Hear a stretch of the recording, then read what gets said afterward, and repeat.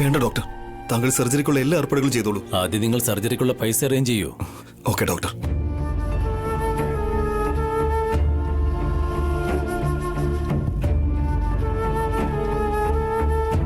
ഇപ്പൊ ഇടപെടുന്ന 20 ലക്ഷം എങ്ങനെ കണ്ടെത്തും? ഞാൻ അറേഞ്ച് ചെയ്ത് കൊണ്ടുവരാം വസുന്ധര. താൻ അനുവിന്റെ കൂടെ തന്നെ ഉണ്ടാവണം. രവി, എല്ലാ കാര്യങ്ങളും നോക്കിക്കോണേ. വസുന്ധര, അനുവിനൊന്നും സംഭവിക്കില്ല. ഞാൻ പെട്ടെന്ന് തന്നെ വരാം.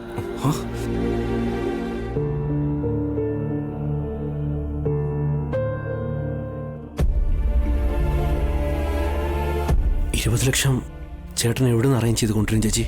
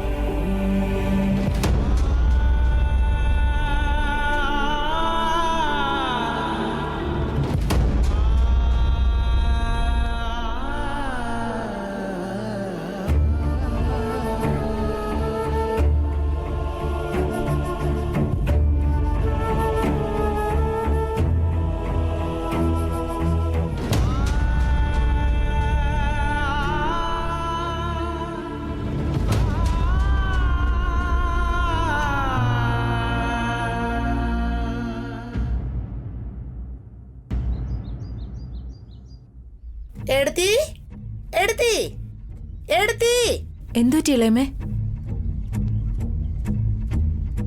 എന്ത് പറ്റി ഏട്ടത്തി? അനുവിന് പെട്ടെന്നെന്തോ അസുഖം വന്നെടുത്തി. അവൾ ആശുപത്രിയിൽ അഡ്മിറ്റ് ചെയ്തു. അവളുടെ അവസ്ഥ വളരെ സീരിയസ് ആണെന്നാ പറയുന്നേ. എന്താ ഇളയമ്മേ പറയുന്നേ? ഇന്നലെയും കൂടി അനുവിന് ഒരു കുഴപ്പമില്ലായിരുന്നല്ലോ. ഇപ്പൊ ഇതെന്താ പറ്റിയേ? അതൊന്നും എനിക്കറിയില്ല മോളെ. പാവം ബസു അബിയും വല്ലാത്ത ടെൻഷനിലാണെന്ന് തോന്നുന്നു. പണം എന്തെങ്കിലും ആവശ്യം വരുമോ എന്തോ. വാ ഭാവനെ, ഹോസ്പിറ്റലിലേക്ക് പോകാം. ഞാനും കൂടെ വരെ എടുത്തി. നമുക്ക് ഒരുമിച്ച് പോകാം. എങ്ങോട്ടാ യാത്ര?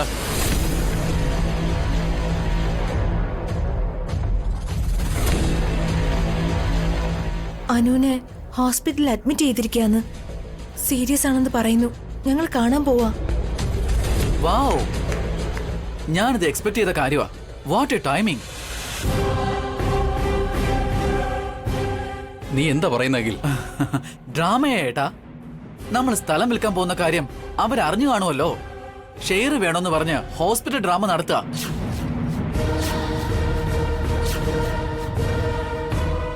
ഡയറക്റ്റ് ആയിട്ട് കാശ് ചോദിക്കാൻ ധൈര്യമില്ലല്ലോ. കുഞ്ഞുങ്ങൾക്ക് ആരോഗ്യം ശരിയല്ലെന്ന് പറഞ്ഞു കഴിഞ്ഞാൽ നമുക്ക് സഹതാപവും കരുണയൊക്കെ തോന്നി എന്തെങ്കിലും സഹായം ചെയ്യുമെന്ന് വിചാരിച്ചിട്ടായിരിക്കും വിളിച്ചത്. വളരെ ചീപ്പായ ട്രിക്കായത്. ഇതിനേക്കാളും എനിക്ക് കാശ് വേണോന്ന് 2 കൈ നീട്ടി വന്ന് ചോദിച്ചിരുന്നെങ്കിൽ ഒരുപക്ഷെ നന്നായിരുന്നേനെ.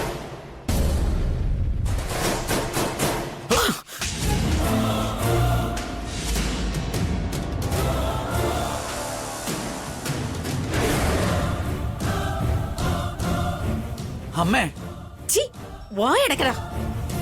നിന്നെ പോലൊരു മോനെ പ്രസവിച്ചതിൽ ഞാൻ ലജ്ജിക്കുന്നു. അബിയെ കുറിച്ച് ഇങ്ങനെയൊക്കെ പറയാൻ നിനക്ക് എങ്ങനാ മനസ്സ് വന്നത്? ആരുടെ സ്വത്ത് ആരാടാ വിൽക്കുന്നത്? ചില്ലി കാശ് പോലും വേണ്ടാന്ന് പറഞ്ഞ് മുഴുവനും എടുത്ത് നിങ്ങൾക്ക് 2 പേർക്കും തന്നിട്ട് പോയവൻ നിങ്ങളുടെ മുമ്പിൽ കൈ നീട്ടി നിൽക്കുവോ? എന്ത് മോശമായിട്ടാടാ നീ ചിന്തിക്കുന്നേ? അവൻ എത്ര വേണമെങ്കിലും തരം താഴും അമ്മേ. വായടക്കടാ. ഇനി അവനെ കുറിച്ച് നീ എന്തെങ്കിലും പറഞ്ഞാൽ എന്ത് ചെയ്യുമെന്ന് എനിക്ക് തന്നെ അറിയില്ല.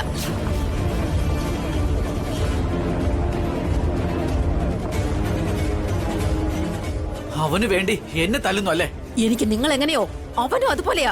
ഞാൻ അമ്മയുടെ സ്വന്തം രക്തത്തിൽ പറഞ്ഞ മകനാ. അല്ലടാ, എന്റെ രക്തം ഊറ്റി കുടിക്കുന്ന മക്കളാ നിങ്ങള്. നിങ്ങളെക്കാൾ ഭേദം കാട്ടിൽ ജീവിക്കുന്ന മൃഗങ്ങളാ. നിനക്ക് അഹങ്കാരം തലയ്ക്ക് പിടിച്ചിരിക്കുക. നാശം പിടിച്ചവൻ. വാ ഭാവനെ, നമുക്ക് പോകാം. അത് വേണ്ടമ്മേ, വീട്ടിൽ തന്നെ ഇരുന്നാ മതി.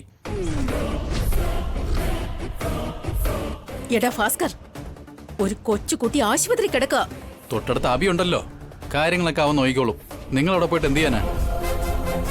ഏട്ടനാണോ ഇങ്ങനെയൊക്കെ സംസാരിക്കുന്നത്? വീണ്ടും ഏട്ടൻ ഇത് എന്താ പറ്റിയേ? ഇനിയും നിനക്ക് മനസ്സിലായില്ലേ ഭാവനെ? ഇവരുടെ ചതിയിൽ ഇവൻ വീണിരിക്കുക. ഞാനിപ്പോ പറഞ്ഞതല്ലേ ഉള്ളൂ.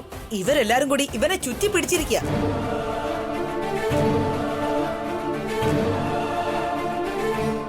ഞാൻ ആരുടെയും വല്ല വീണിട്ടൊന്നുമില്ല. നിങ്ങൾ ഇന്നലെ ആ വീട്ടിൽ പോയിട്ട് വന്നല്ലേ ഉള്ളൂ.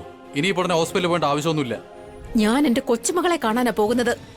ആരും എന്നെ തടയാൻ വരണ്ട. വാ ഭാവനെ. നിക്ക് ഭാവനെ.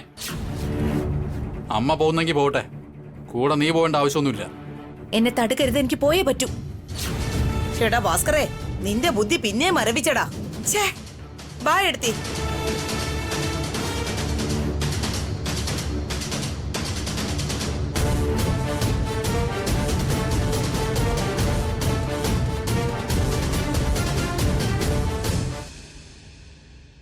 What is this Akhil? നിന്റെ അമ്മ ഇപ്പോഴും നിന്നെ കൊച്ചുകുട്ടിയായിട്ടാണോ കാണുന്നത്? പെട്ടെന്ന് കർണത്തടിച്ചു കളഞ്ഞല്ലോ.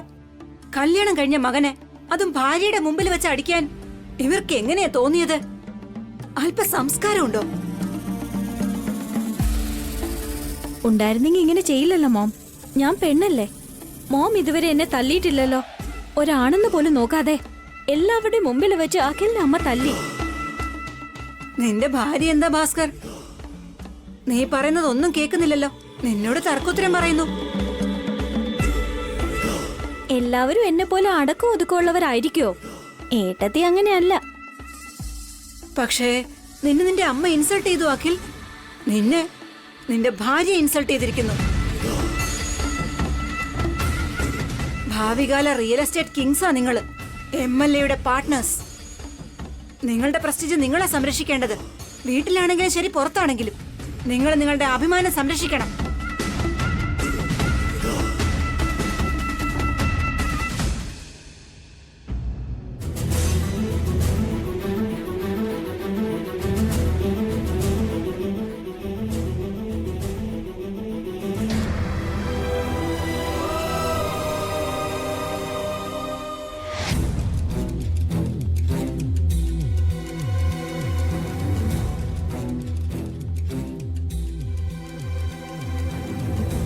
എടാ കമൽ. ആ കമൽ. എടാ അബി, നീ എന്താ ഇവിടെ? എടാ മോളെ ഹോസ്പിറ്റലിൽ അഡ്മിറ്റ് ചെയ്തടാ. അത്യാവശ്യമായിട്ട് ഒരു 20 lakhs വേണം. തീർച്ചയായിട്ടും ഞാൻ തരാടാ. താങ്ക്സ് എടാ. പക്ഷേ എന്ന് തിരിച്ചു തരും? സ്വത്ത് മുഴുവനും നിന്റെ ചേട്ടനും അനിയനും എഴുതി കൊടുത്തിരിക്കുകയല്ലേ?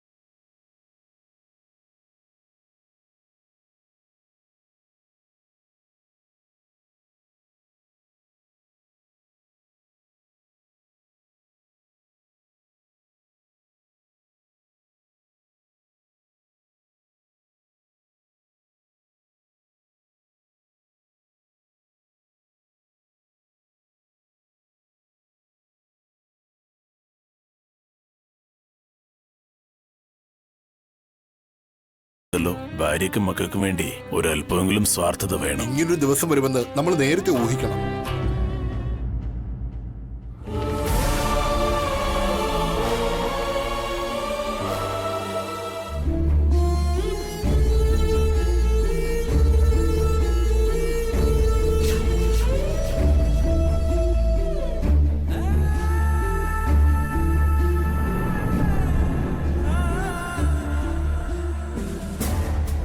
അനുവിന് എന്ത് പറ്റി വസു? അവന് പെട്ടെന്ന് ബോധം കെട്ട് വീണമ്മേ. ഉടനെ ഞങ്ങൾ ഹോസ്പിറ്റലിലേക്ക് കൊണ്ടുവന്നു. ഡോക്ടർ എന്ത് പറയുന്നു വസു? ഉടനെ തന്നെ ഓപ്പറേഷൻ ചെയ്യണമെന്ന് ഡോക്ടർ പറഞ്ഞു.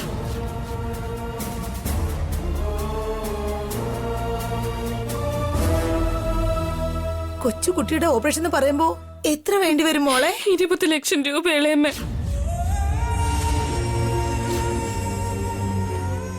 ആ 20 ലക്ഷമോ? അബിയോടെ ആ പണം അറേഞ്ച് ചെയ്യാൻ വേണ്ടി പോയിരിക്കും അമ്മ.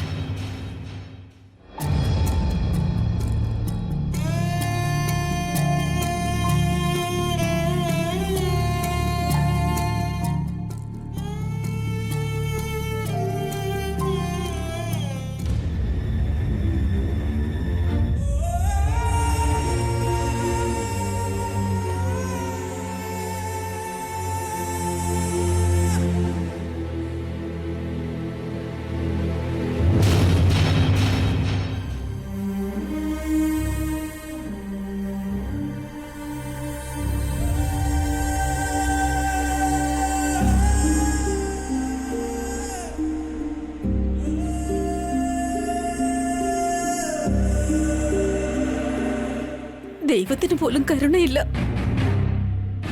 നല്ല മനുഷ്യരെ കഷ്ടപ്പെടുത്തിക്കൊണ്ടേയിരിക്കും. സ്വത്ത് മുഴുവൻ വിട്ടുകൊടുത്തിട്ട് അഭി പെരുവഴിയിലായപ്പോ ആ സ്വത്ത് കൊണ്ട് അവരവിടെ സന്തോഷമായിട്ട് ദൂർത്തടിച്ചോണ്ടിരിക്കുക.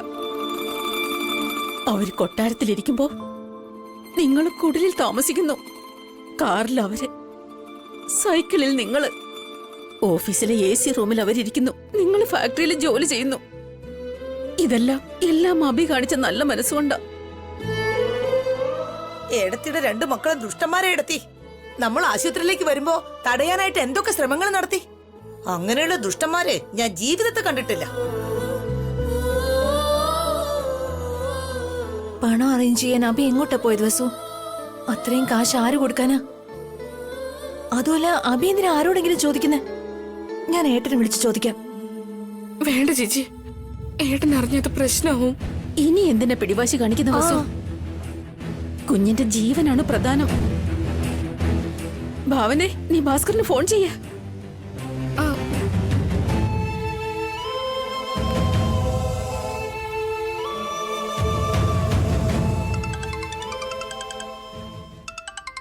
ആരാ ഏട്ടാ?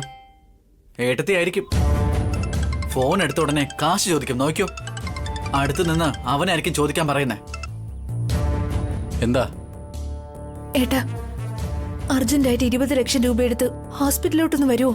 എന്തിനെ? അനുവിന് പെട്ടെന്ന് തന്നെ ഓപ്പറേഷൻ ചെയ്യണം. പണത്തിന് വേണ്ടി അബി എല്ലായിടത്തും ഓടി നടക്ക.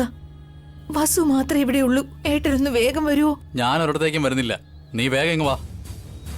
അപ്പൊ പണം? പണം എന്താ മരത്തിൽ കായ്ച്ചിരിക്കുകയാണോ? എന്റെ ഒരു പണവും ഇല്ല. പാവമാണ് ഏട്ടാ, അനു ചെറിയ കുട്ടിയല്ലേ. നമുക്കും കുട്ടികളുണ്ട്. ആദ്യം അവരുടെ കാര്യം ആലോചിക്കേ. ആവശ്യമില്ലാത്ത കാര്യം എടുത്തു വെക്കാതെ മര്യാദയ്ക്ക് വീട്ടിലേക്ക് വന്നോ. ഏട്ടാ ഏട്ടാ,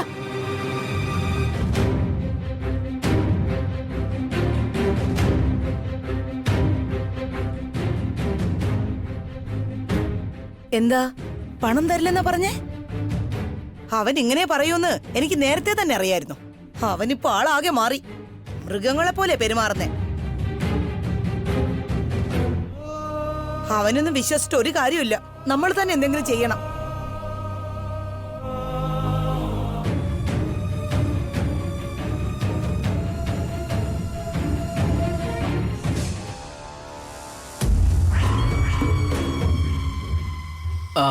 ഒരുപാട് നന്ദി ഏട്ടാ. എന്തിനാടാ?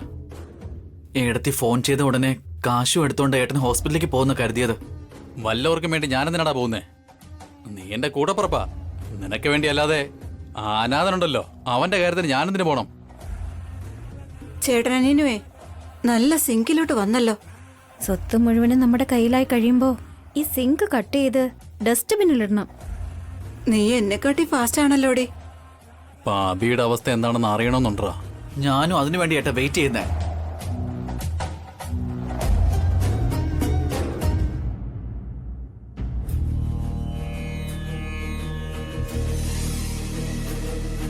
ചേട്ടാ, ക്യാഷ് അറേഞ്ച് ചെയ്തിരുന്നോ? ഇല്ല രവി, ഇത്രയും നാൾ എൻ്റെ ക്യാരക്ടർ കണ്ടിട്ടാണ് എൻ്റെ സുഹൃത്തുക്കൾ എന്നോട് ഉണ്ടായിരുന്നാണ് ഞാൻ കരുതിയിരുന്നത്. എന്നാ എൻ്റെ കാശ് കണ്ടിട്ടാണ് എന്നോട് സൗഹൃദം വച്ചിരുന്നെന്ന് ഇന്നാണ് എനിക്ക് മനസ്സിലായത്. പണത്തിൻ്റെ ആവശ്യം വരും ബന്ധുക്കൾ ആരും ഉണ്ടാവില്ല ചേട്ടാ. പിന്നെയാ ഫ്രണ്ട്സ്. ഇപ്പൊ എന്താ ചേട്ടാ ചെയ്യുക? നമുക്ക് സമയം വളരെ കുറവല്ലേ? അതാണ് ഞാനും ആലോചിച്ചുകൊണ്ടിരിക്കുന്നത്. ശരി ചേട്ടാ, എനിക്കൊരു ചെറിയ ജോലിയുണ്ട്, ഞാൻ പോയി ചെയ്തിട്ട് വരാം. ഒന്നും സംഭവിക്കില്ല ചേട്ടാ, ചേട്ടൻ ധൈര്യമായിട്ടിരിക്കേ, ചേച്ചിയും സമാധാനിപ്പിക്കേ. ആ ചേട്ടാ, ഞാൻ ഒരു കാര്യം പറയാൻ മറന്നു. ചേട്ടൻ്റെ അമ്മ വന്നിട്ടുണ്ട്. അമ്മ വന്നിരിക്കുന്നു?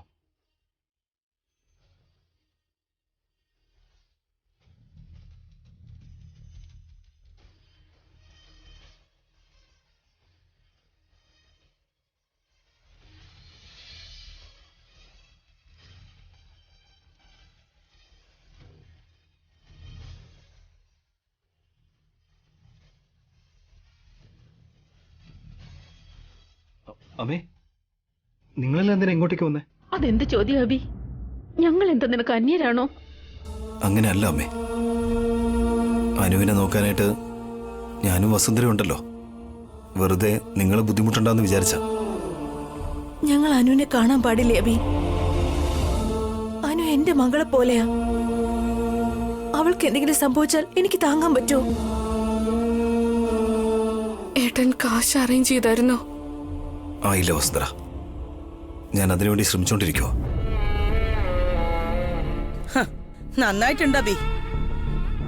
നിന്റെ കയ്യിലാണെ പണമില്ല, ആ ഭാസ്കർ അഖിലാണെങ്കിൽ തരികയില്ല. പിന്നെ നിന്റെ മോക്ക് എങ്ങനെയാണ് ഓപ്പറേഷൻ നടത്തുക? വസുന്ധര, താൻ ഏട്ടനോട് പണം ചോദിച്ചോ? അത് നിന്റെ പണം തന്നെയല്ലേ അബി? ചോദിച്ചാൽ എന്താ തെറ്റ്? നീ നിന്റെ ഭർത്താവിനോട് ചോദിച്ചിട്ട് അവൻ തന്നില്ലല്ലോ. ഞങ്ങൾ ആശുപത്രിയിലേക്ക് വരാൻ നിന്നപ്പോ അവര് പോണ്ടെന്ന് പറഞ്ഞ് ഞങ്ങൾക്ക് തടസ്സം നിന്നവരാ. അവര് തടഞ്ഞാലും നമ്മൾ മാറി നിൽക്കോ? ഇവിടെ എത്തിയില്ലേ?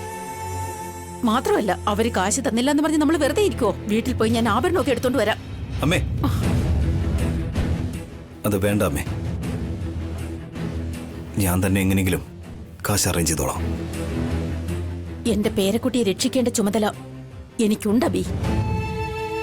എന്നെ അവർക്ക് മാത്രമല്ല, നിനക്കും തടയാൻ കഴിയില്ല. വാ ഭാവനെ, വാ എടുത്തി. അമ്മേ, എടുത്തി.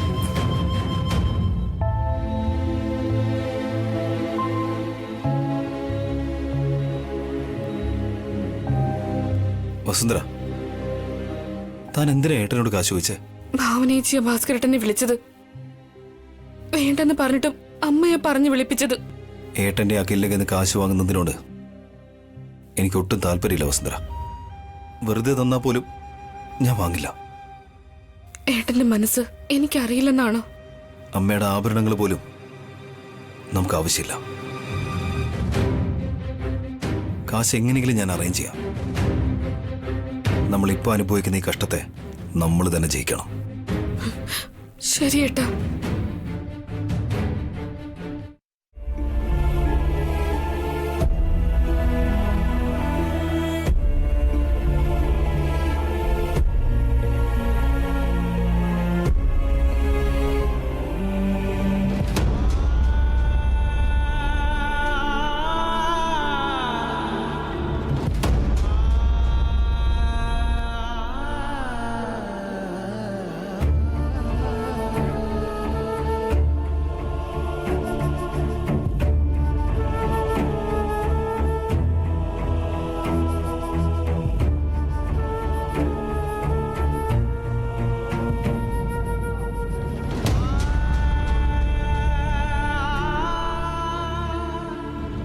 വസുന്ധര, തനിക്ക് എന്നോട് ദേഷ്യം തോന്നുന്നുണ്ടോ?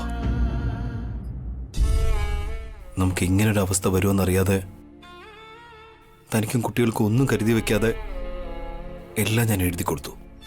ഏട്ടാ, ഞാൻ അന്ന് ഏട്ടനോട് പറഞ്ഞു, ഇന്നും ഏട്ടനോട് പറയാ. ഏട്ടനേക്കാളും വലുതല്ല എനിക്ക് ഈ സ്വത്തുക്കളൊന്നും. ഏട്ടൻ എന്നെയും കുട്ടികളെയൊക്കെ നന്നായി നോക്കുമെന്നുള്ള വിശ്വാസം എനിക്കുണ്ട്. എന്റെ മേലെ തനിക്ക് അത്രയ്ക്ക് വിശ്വാസമാണോ വസുന്ധര? ആ വിശ്വാസം തന്നത് തന്നെ ഏട്ടനാ. ഏട്ടനെ വിശ്വസിക്കാതെ ഞാൻ എങ്ങനെയാ ജീവിക്കുക? ഇതുവരെ നമ്മുടെ സിറ്റുവേഷൻ വേറെയായിരുന്നു. എന്നാൽ ഇപ്പോ അങ്ങനെയല്ല. സാഹചര്യങ്ങൾ എങ്ങനെയൊക്കെ മാറിയാലും അതൊന്നും ഏട്ടന്റെ സ്വഭാവത്തിൽ മാറ്റം വരുത്തിയിട്ടില്ല. Thank you Vasundhara. Cash arrange ചെയ്യാൻ വേണ്ടി ഞാൻ എൻ്റെ ഫ്രണ്ട്സിന്റെ അടുത്തേക്കാണ് പോയത്. അവരെ പറഞ്ഞ വാക്കുകൾ ഞാൻ കേട്ടപ്പോൾ എനിക്ക് എന്നോട് തന്നെ ഒരു ഗിൽറ്റി ഫീലിംഗ് തോന്നിപ്പോയി. തനിക്കും കുട്ടികൾക്കായി ഒന്നും കരുതാതെ നിങ്ങളിങ്ങനെ കഷ്ടപ്പെടുന്ന ഓർത്ത് എൻ്റെ ഉള്ളിൽ ഐ ഫീൽ വെരി ബാഡ്. ഞാൻ വലിയ തെറ്റാ ചെയ്തതെന്ന് എൻ്റെ ഉള്ളിൽ എനിക്കിപ്പോൾ തോന്നുന്നു. ഏട്ടാ, ഏട്ടൻ ചെയ്തതിൽ തെറ്റൊന്നും ഞാൻ കാണുന്നില്ല. ഏട്ടനെ തെറ്റായി കാണുന്നവരുടെ ഭാഗത്താണ് തെറ്റുള്ളത്. ബുദ്ധിമുട്ട് വരുമ്പോഴല്ലേ നമ്മൾ ആരാണെന്നും നമുക്ക് ചുറ്റുമുള്ളവർ എങ്ങനെയാണെന്നും നമുക്ക് മനസ്സിലാക്കാൻ പറ്റുന്ന. ഞാൻ ഫൈറ്റ് ചെയ്യും വസ്ത്ര. തന്റെ വിശ്വാസം ഞാൻ ഉറപ്പായി സംരക്ഷിക്കും. അനുവിനൊന്നും സംഭവിക്കില്ല.